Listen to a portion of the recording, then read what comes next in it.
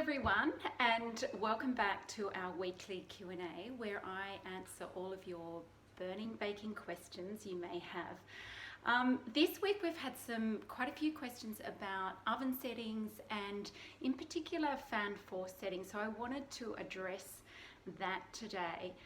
One of the questions was about if a recipe doesn't mention that it is a Fanforced setting, should you presume or assume that it's not and then adjust your recipe.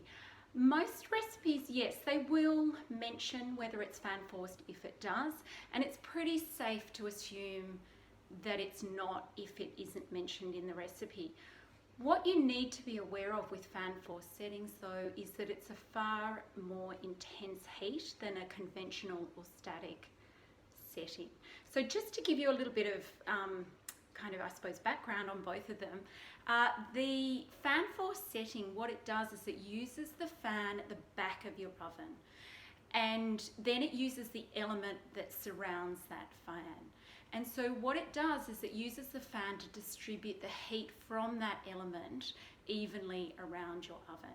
When you're using a static or conventional setting, as it's sometimes known, you're using the top element in your oven and also the bottom element in your oven that sits below the sort of bottom surface of your oven.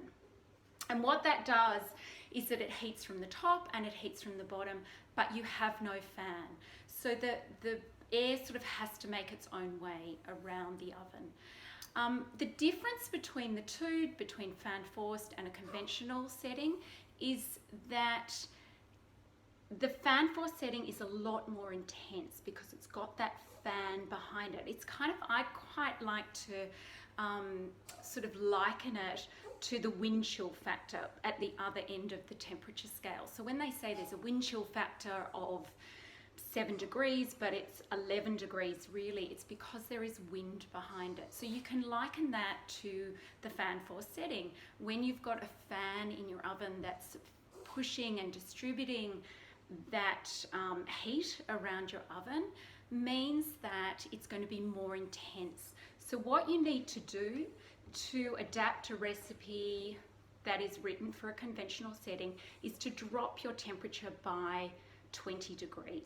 That's pretty standard. Some ovens may vary slightly and you may have to play around with it a little, but generally speaking, if a recipe asks for 180 degrees centigrade, then you would drop it to 160 Fanforced and bake it for the same amount of time. So hopefully that has answered your question. And then the other thing that I got asked was, when do you use Fanforced settings? And these, it's almost my default setting. So I generally bake most of my things on Fanforced. And the reason for this, as I explained, is that the heat is evenly distributed throughout the oven. And so you get a more even bake with a Fanforced setting as opposed to a conventional or static heat. However, because of that extra intensity of the heat, it doesn't suit all bakes. And the bakes that it doesn't suit is ones that you bake for a long period of time at a relatively low temperature.